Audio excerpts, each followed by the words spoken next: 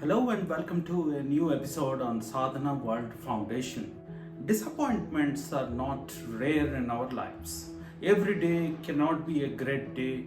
There are days when we face challenges. So I came across a beautiful story.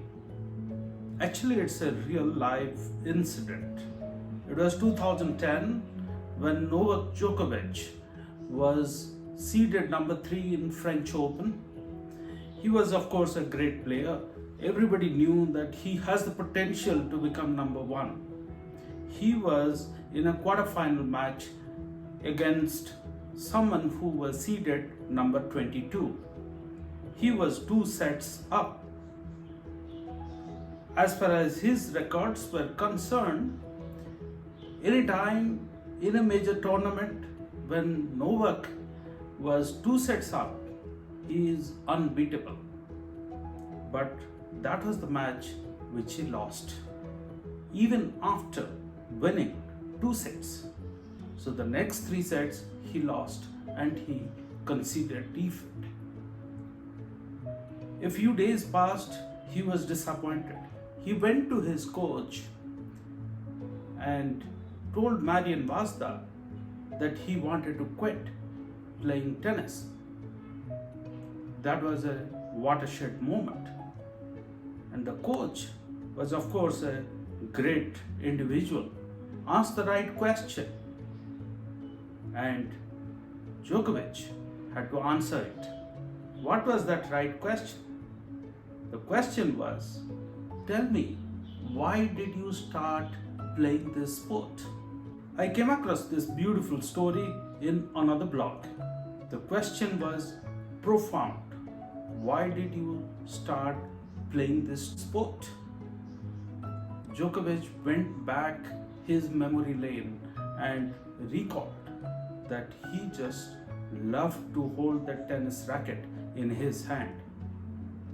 That was his most prized possession right from being a small kid. And that was the answer. The coach said, that's your source. Tap into that source.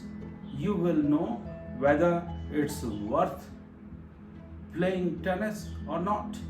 The coach said, if you love holding the racket in your hand, you must enjoy, you must love holding the racket forever. Djokovic understood that he doesn't have to chase being number 1. He doesn't have to chase victory. He doesn't have to train to become the number 1. He has to just love playing what he loves so much. He has to do it for the sake of doing it. I did a little more research on this and came across a beautiful folktale. The folktale was again similar and profound. What did it say? It was a young little boy called Kavi in one of our villages in our country.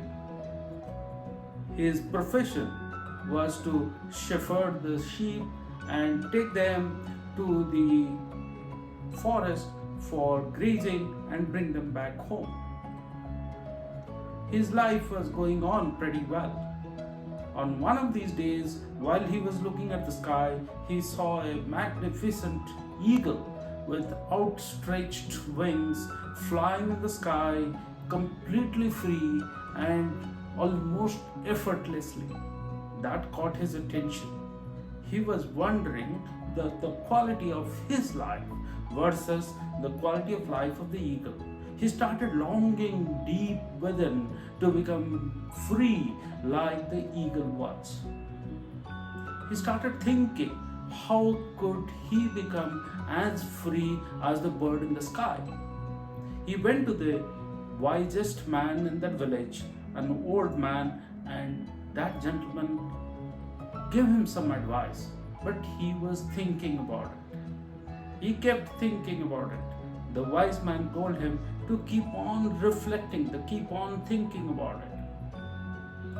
He went and told this to many people. He studied many literature. He took a lot of advice from various people. And over a period of time, the way he was able to describe his mental situation, his ability to articulate this to many other people was noticed. He slowly started becoming a good storyteller. The people around took notice of it and started telling him that, hey Kavi, you are such a great storyteller. The king of the neighboring country noticed, heard about this person. He was invited to speak in the king's court, and the king, of course, noticed his great ability of describing something, of being a storyteller. So he wanted to become a free bird. Now he gets the reward from the king as a great storyteller. His ability to captivate an audience. So, what we learn from Novak's life and what we learn from this small little folk tale, we learn that we must discover what we love. We must discover our source. So, what's your source? Many of us may not really know what's our source. The moment we are able to tap into that source, the resources flow in an unstoppable manner. Disappointments, failures don't matter. We just keep doing because we love doing it. Life is so much meaningful, so much fulfilling if we discover our source. If we can tap into that source, life becomes so enjoyable. Ladies and gentlemen, my dear children, thank you for watching this. Thank you for thinking about your own source.